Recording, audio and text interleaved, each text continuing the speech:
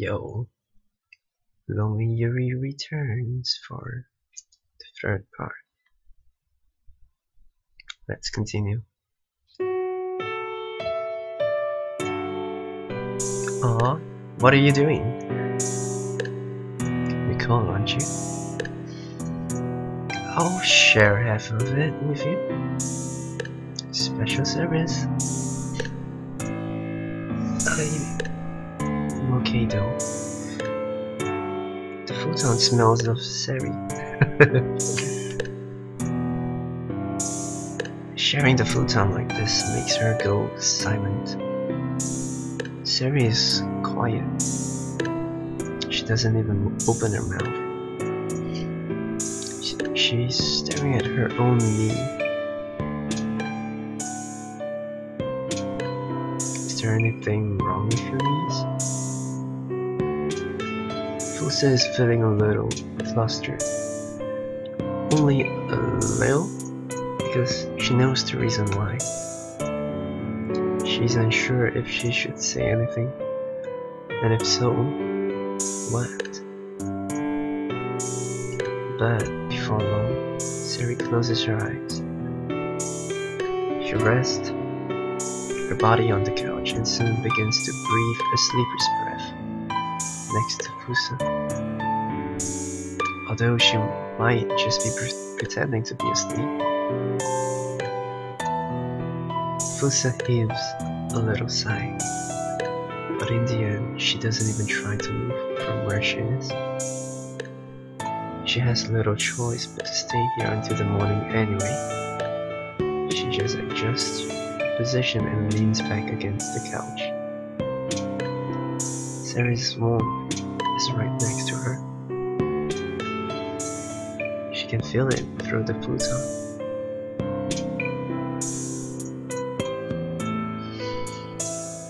She looks at the sleeping Seri's face. Her skin is so pale it almost seems transparent. Her hair is rich in color, and her eyelashes are long and gleaming.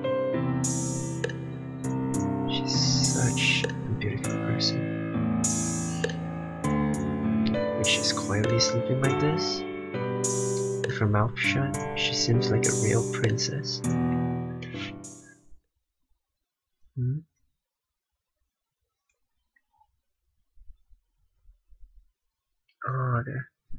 For some reason she can't explain, Fusa feels compelled to put a kiss on Seri's cheek. Do it. Do it. Oh, that would be so cute. Do it. What? Why? She jumps to her feet. Just now? What did she do just now?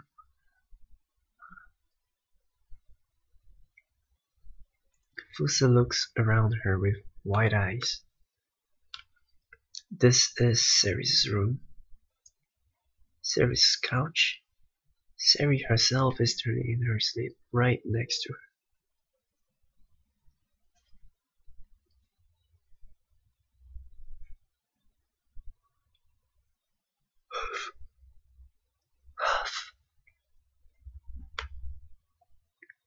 Her heart is beating fast.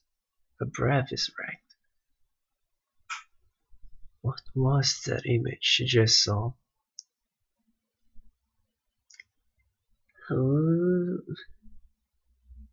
She doesn't know. But it was too embarrassing, even if it was just an illusion or a dream.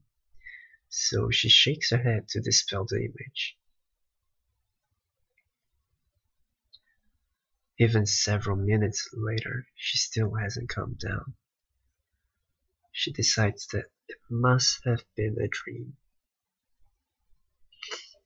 It must have, right? But even so, her cheeks just won't stop burning. She takes a peek at Seri, who is breathing quietly while gripping the futon. It's a shallow kind of breathing, like that of a small child. Her handsome features stand out even more when she's asleep. She really does look like a princess. What? Don't you mean a prince? Why would you use handsome to describe her? Okay. Okay. Fair enough. Fair enough. Princess.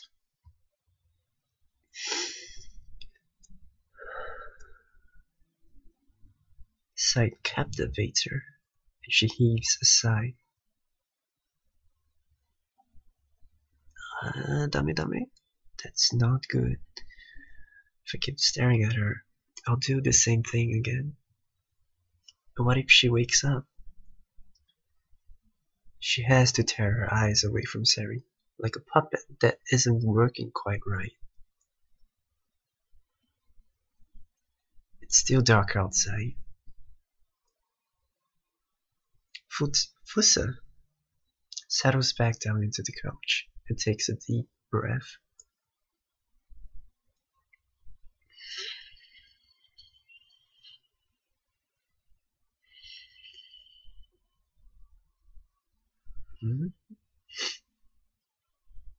A softness. Again, there's the feeling of softness.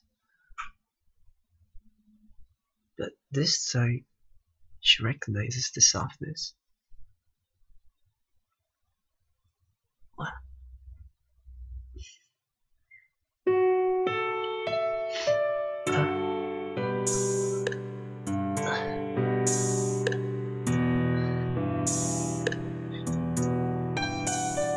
The hand she stretched out reflexively cuts through the air. Right next to it, Seri is sitting and watching Fusa with a bright smile on her face. Just now, did you do something to me? Seri tilts her head as if to ask what Fusa is talking about. Did I imagine it? But Fusa presses her fingers to her lips for no reason she can identify.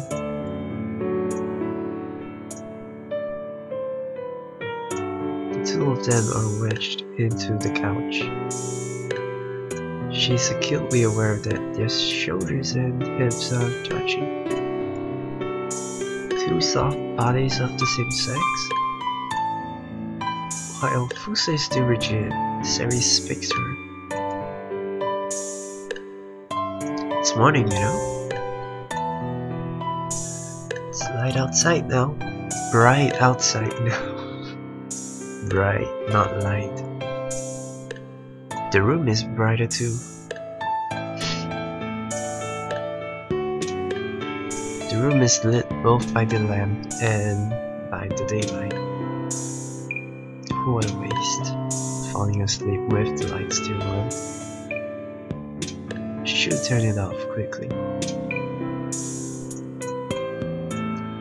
You slept well, didn't you?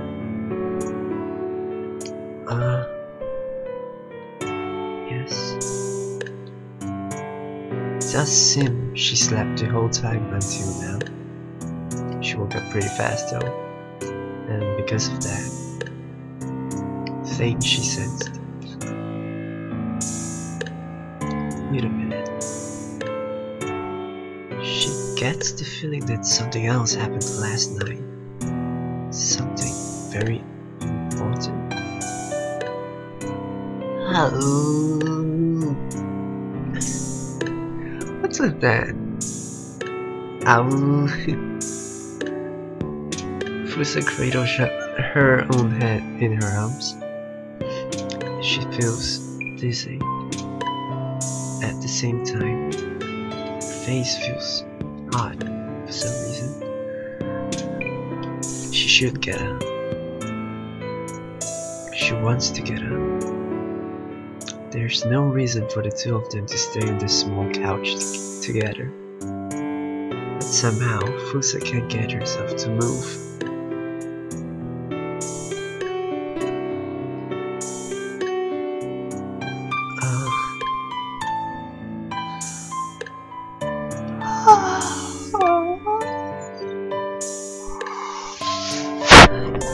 I'm getting sleepy. Contrast, Seri yawns widely and stretches, lying back on the couch. Think it's getting time to sleep. Huh? You mean you weren't sleeping? Yeah. I'm always awake at night after all. This is where my sleep time begins. Then, Seri flashes a big smile and looks Fusa in the eyes.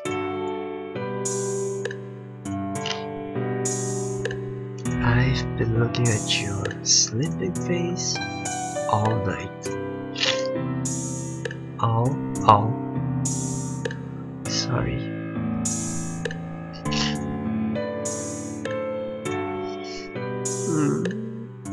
How? The grin on her face makes her look like a great school boy. It's the look of someone who knows exactly how far she can go before someone will get angry. Though Fusa thinks to herself that face doesn't make it look like she's sorry. She can't actually think of anything to say back. Hang on. If she didn't sleep all night, it was only pretending to sleep, then doesn't that mean that I did something incredibly important?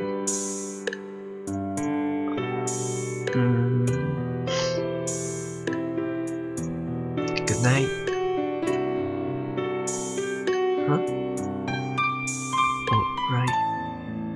Good night. Seri stands up and throws herself onto the bed. The softness and the bodily warmth leave her, though she feels a little unsatisfied. Fusa sighs and gets up herself. However, it takes a lot of willpower to get off the couch. It's just so comfortable enough to fall asleep in. Well, here goes. She lightly brushes off her uniform and straightens the wrinkles. I really did sleep well. Just as she contemplates how long it's been since she last slept so well, she notices the futon, which is stuffed into a ball lying on the couch. I guess I owe her for the night's rest. Maybe it's just in Fusa's nature, or maybe Seri is somehow making her do it. She doesn't know the reason herself, but she picks up the futon and carries it to the bed. Then she puts it over Seri, who's lying face down on the bed.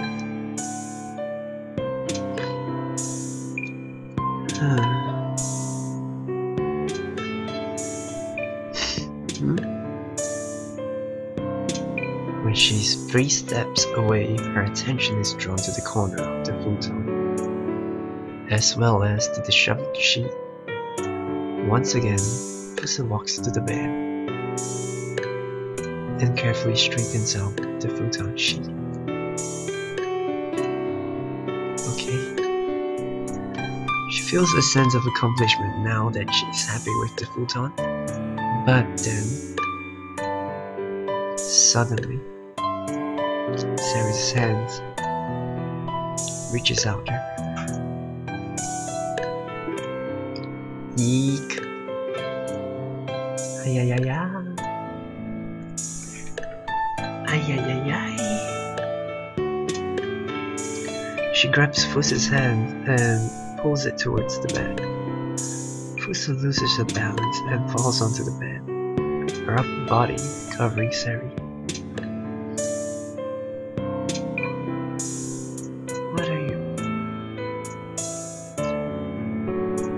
Before she has time to finish her sentence, Seri's face closes in.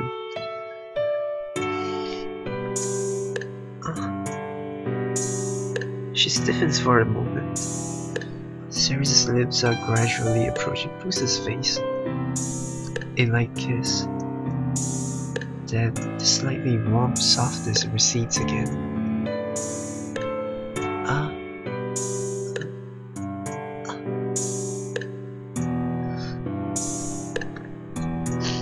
That's my thanks to you for this. But why? The peculiar sensation lingers on her cheek. The ticklish feeling swells into an unbearable itch. Her words stick in her throat. She reaches out, up, touches her own cheek. That does nothing to dispel the hot feeling.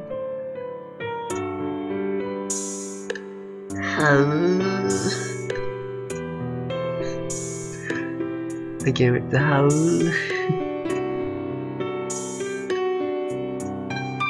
Fusa pushes herself back upright. Her face is a bit red. Seri's lying face down again, sleeping calmly as if nothing happened. The sheet and the futon are messy again, and after I fix them too. She looks at Seri's face, while it's face down. Seri's breathing seems rather faint. Fusa considers doing something to get even with her. Yes, do it. But in the end, oh man, she decides against.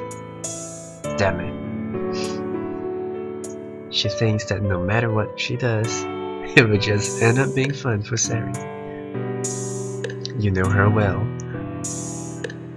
And after just a single night together, you have already known her so well. That's great. What on earth am I doing? Seri has been teasing her ever since last night. A look at the clock reveals it's 7 o'clock. She's got to get going now, or she'll be late for school. I'm going to go to school now. Okay. See you later. Seri waves at her without turning over. Though Fusa didn't expect it, it doesn't seem like Seri's about to go to school with her. I wonder what her parents are thinking. She let a classmate stay over without warning. Normally, you'd expect a reprimand or two about that. I suppose you could call it... How do you pronounce that? Laissez-faire.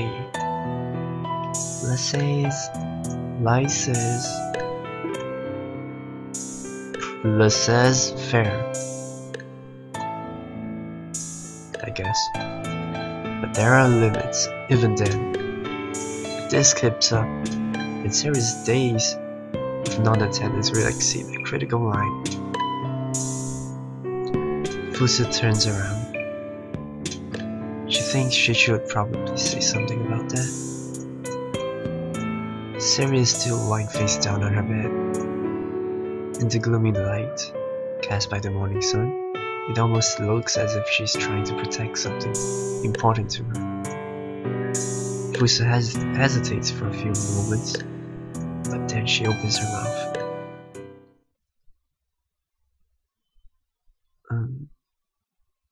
Hey. But right as she speaks, so does Seri. Their voices overlap. Oh. May. Huh? Yes? Yeah? Will you come by again today? She's talking into her pillow. Oh, okay. Okay, I can't do that. I have a pillow right next to me. Will you come by again today? That is so terrible. So her voice sounds muffled. Sure. It feels like a lot of time has passed in the meantime. When Fusa answers affirmatively, it's as if the solidified air starts to move again. Well, I'll be back then. Okay. See you later. Fusa leaves the room, sent off by the languid voice. It's been so long someone said that to her. Since someone said that to her. And that afternoon, aw, I'm loving it. So cute. The story is so cute. Seriously. Alright.